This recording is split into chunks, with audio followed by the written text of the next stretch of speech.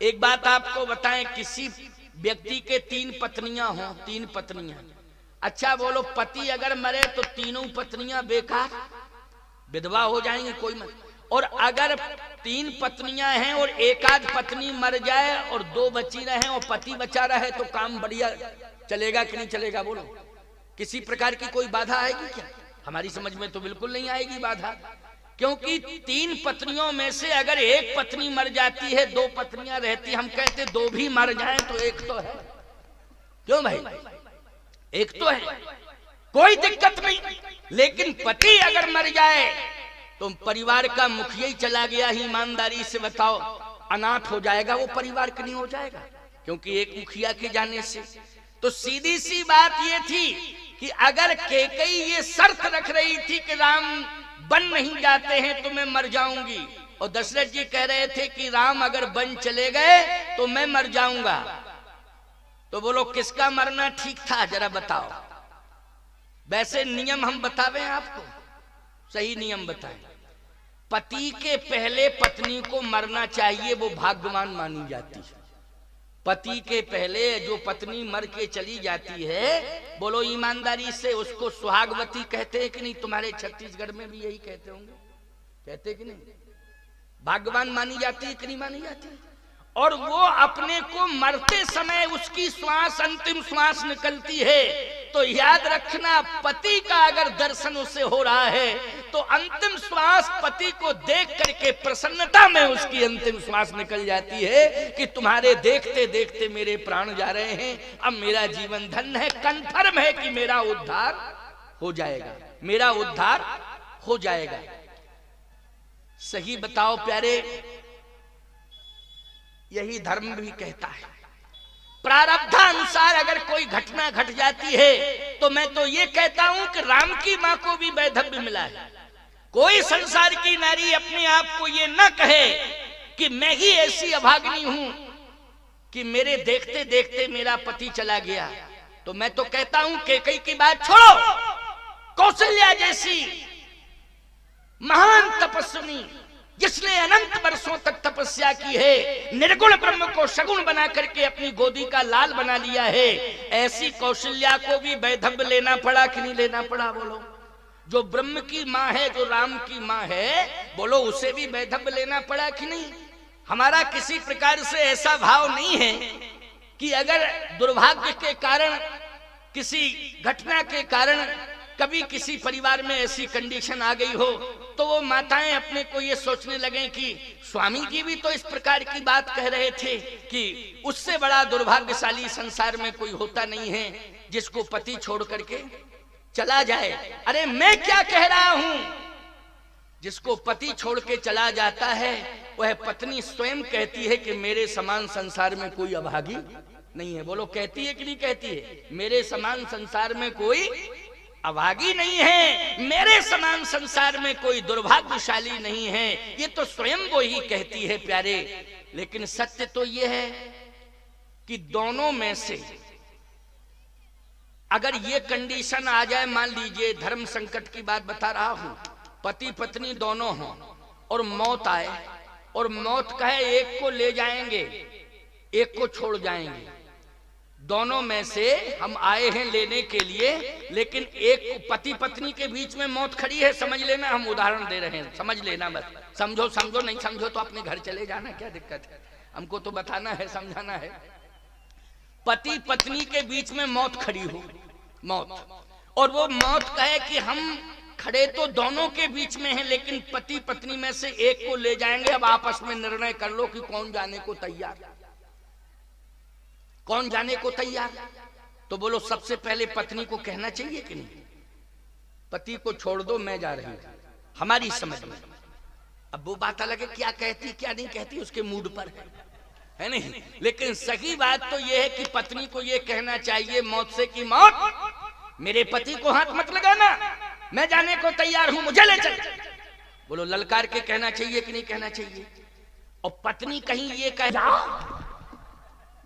तो संदेह पाया जाएगा नहीं, संदेह पाया जाएगा कि नहीं पाया जाएगा, इस प्रकार की भाषा बोले। एक बार मेरे सामने एक व्यक्ति रोता हुआ आया, बोले महाराज महाराज महाराज महाराज। हमने क्या बात है? बोलो पत्नी को समझा दो मेरी, नहीं तो मैं आत्महत्या कर लूंगा। हमने कहा अरे ये तो बहुत खतरनाक बात है। उसकी पत्नी भी पीछे से आई। मैंने कहा कि पति अगर आत्महत्या करेगा तो पाप तुझे लगेगा कि नहीं, और तू विधवा हो जाएगी, तेरा जीवन बेकार है। ऐसी परिस्थिति पति के सामने क्यों पैदा कर रही है कि ये आत्महत्या करने को तैयार है? बात क्या है? मैंने उससे पूछा पति से, मैंने कहा क्या बात है, मरने के लिए तू तैयार है, बात क्या है? उसने कहा महाराज जी सही बात बता दूं, शाम को हम दुकान से आते हैं व्यापार करके और खोपड़ी खराब करती है। तो हमने कहा क्या खोपड़ी खराब करती है, पैसा वैसा मांगती होगी, कितना कमा ले आके? ये नहीं, ये कहती है कि तुम झूठ बोल के धंधा मत करो, झूठ बोल के धंधा मत करो। हमने कहा बात तो सही कहती है भाई, अगर ये पत्नी कहती है कि झूठ का धंधा मत करो, झूठ का धंधा मत करो, झूठ का, तो बात तो सही कह रही है। अब ऐसे में बोलो हम किसका पक्ष लें? ये कहें कि झूठ बोल तू इसका समर्थन कर, ऐसा तो हम कह नहीं सकते, क्योंकि सत्य और असत्य की व्याख्या चल रही है ना इस मंच पर। किसकी व्याख्या हो रही है? सत्य और असत्य की।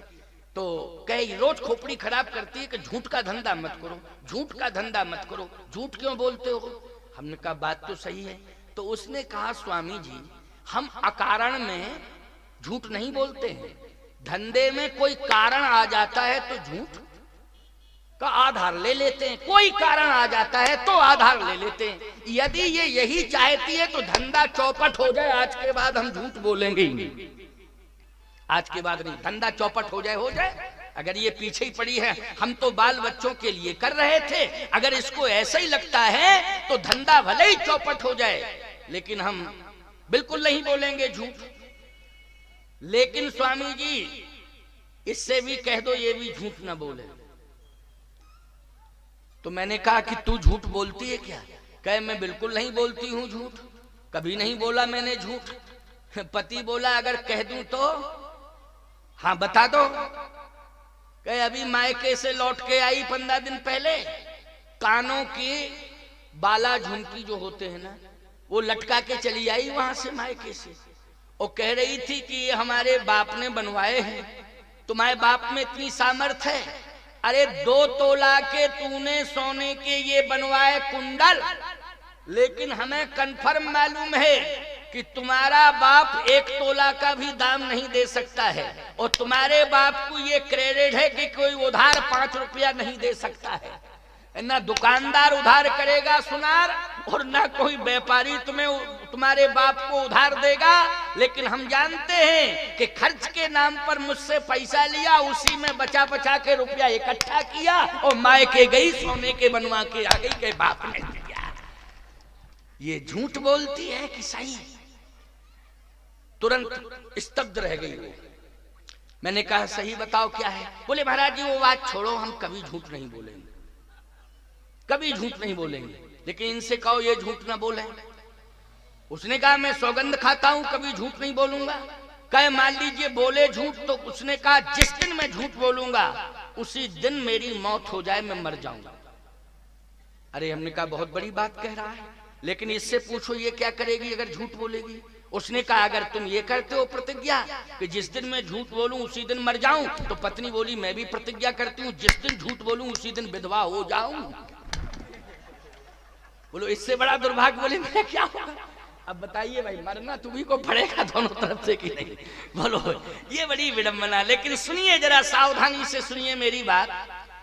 भरत जी ने कहा कि मैं ये कहता हूं गुरुदेव, मेरी मां ने मेरे नाम पर जिद की थी कि भरत को राजा बनाया जाए, लेकिन मैं कितना बड़ा अभागी हूं, मेरा नाम कितना बड़ा दुर्भाग्य से जुड़ा हुआ है कि मेरा नाम आते ही मेरे पिता के प्राण निकल गए और माताओं को वैधव्य मिल गया। ये मेरा दुर्भाग्य है कि नहीं? मेरे नाम का ये दुर्भाग्य है कि मेरे पिता के प्राण निकल गए मेरा नाम आते ही, और माताएं विधवा हो गई। ये मेरे कारण हुआ ना। और सुनिए भैया को कहना चाहिए था कि भरत को बुला लिया जाए और भरत आ जाएगा, इसके बाद डिसीजन होगा। लेकिन भैया भी मेरे आने का इंतजार नहीं किए, पहले ही कह चुके कि भरत प्राण प्रिय पावे राजू, भरत आ जाए तो भरत को राजा बना देना वो मुझे प्राणों से ज्यादा प्यारा है। तो कंडीशन ये हो गई कि भैया को भी 14 साल बन बन भटकना पड़ रहा है मेरे नाम के कारण। मेरे नाम के कारण पिता की मृत्यु हुई, मेरे नाम के कारण माताओं को वैधव्य मिला, और मेरे नाम के कारण ही, भरत के कारण ही भैया को 14 साल का वनवास मिला। ये सब मेरे कारण हुआ है।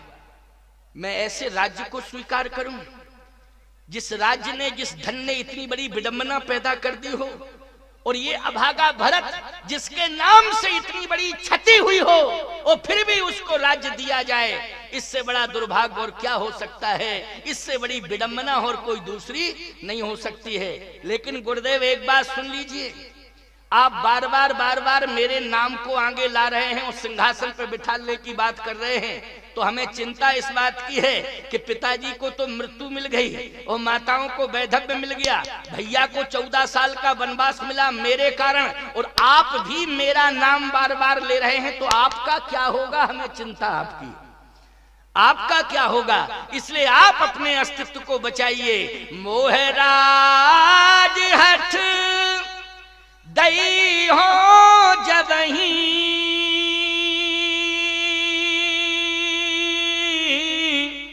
तो रसा रसा तल जई है तवही। यदि आप जबरदस्ती मुझे राजा बना देंगे तो ये राज्य ही रसातल में चला जाएगा, इसलिए बचाओ।